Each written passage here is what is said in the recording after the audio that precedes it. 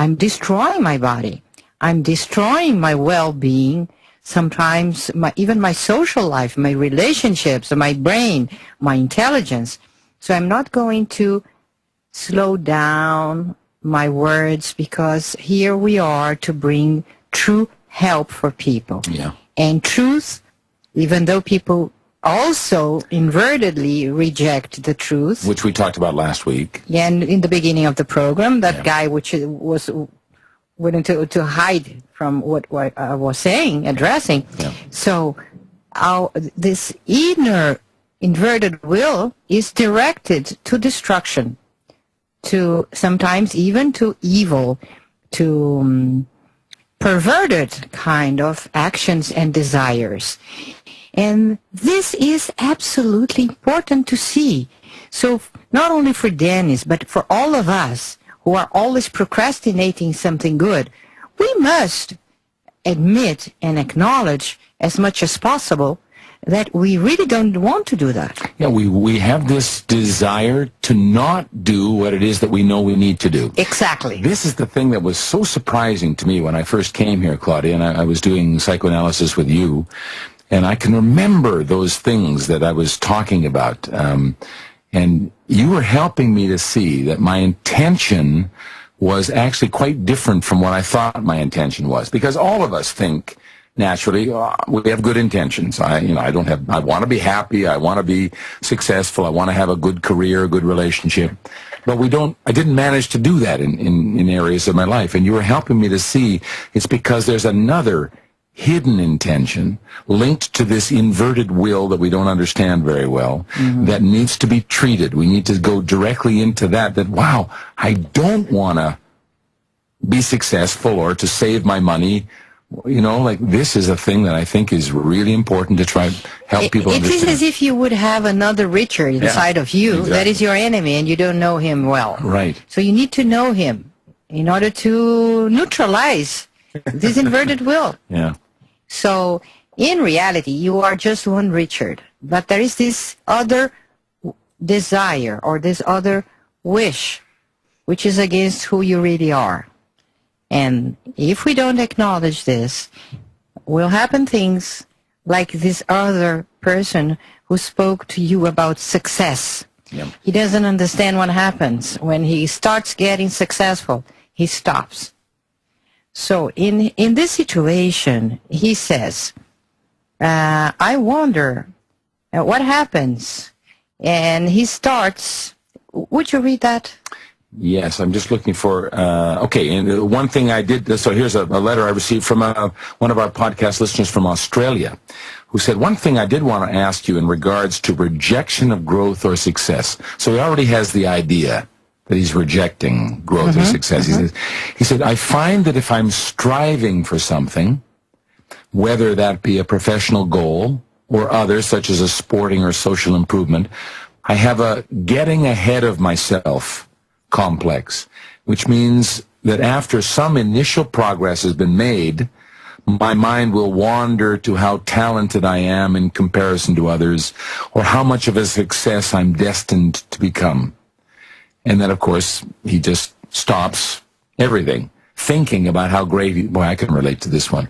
Yeah, all of us, this daydreaming kind of thing. Yeah. This daydreaming. When I have this incredible success, then I'm going to be. Yeah, so sometimes I even think I am already successful. Right. So this touches another area of our pathology, Richard, which is the narcissism and the megalomania, which leads us to delirious thoughts that we are the biggest, the best, the number one. Is there anything wrong in wanting to do something big? No, not at all. Is it something wrong with us if we want to be elegant and beautiful? Not at all. If we want to be rich? Not at all.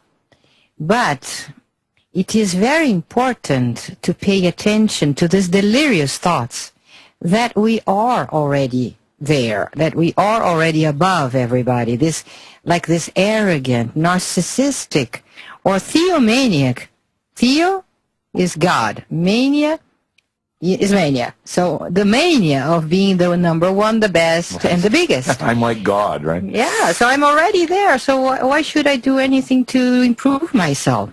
So the best people, the geniuses, the best artists, they cannot be really narcissistic or theomaniac, having this megalomaniac kind of attitude. They must be very humble because they need always to see in what ways they are making mistakes or they are sabotaging themselves, so they will do even better each day.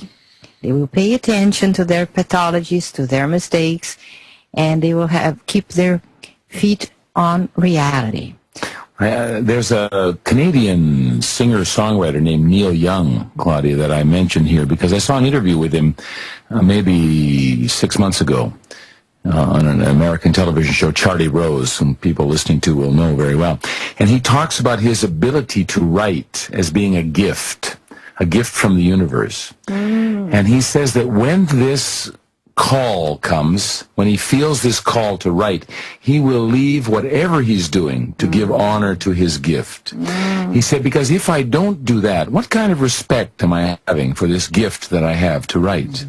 So he goes, he said it could be for 5 minutes, it could be for 5 hours, it could be for a couple of days, but he excuses himself from what he's doing, and he leaves and he gives space for this gift to manifest itself. Now you are entering a place which deserves more information. Before that, I would like you to give the site of our trilogia world or universe.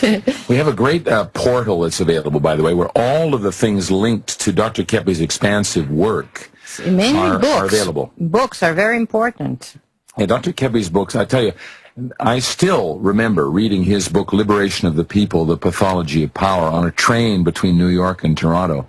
And that book brought me here. 6 months later, I was here after reading that book. It was like a bomb in my head. So Keppe's books are very therapeutic, very provocative, and they provide a tremendous overview of what's going on inside the human being and our society. So all of that is available on our Trilogy Portal site. Our Trilogy bookstore is there. You can order books. We have links to our Stop the Destruction of the World Association. TV shows. Our podcast is there. So there's lots of resources available there. Let me give you the site for that. It's www.trilogia, Trilogia, trilogia.ws. And that's a very important website for you to know about. And next week we will start the book of the week. And we will comment on books. Great. So next week, Mr. Jones, I will comment on the book Glorification. I better start preparing. Yeah. I will make some comments on this book by Norberto Keppe, Glorification. And so our listeners will be able to make some connections and some links of what we are saying and what books they could read. And Beautiful. This is very interesting. Yeah. So when I was talking about Neil Young, you said this might be interesting in pursuing more, how he gives space somehow to this gift to come to him. This is a humble attitude in some way. Right. So this man lives and realizes what is this energetic resonance that creates everything, not only material beings, but also all the transcendental, psychological, social elements in life. So if we understand this process of resonance, we will be able to understand all the universe and how to get more energy and more inspiration for our everyday life. Everything we are, if I'm here talking to you, Richard, it is because I'm taking energy from somewhere. And it's not from the food. Food is just a small part of my energy. I would have to eat tons of food in order to have all this energy to do what I do during my day. Yeah.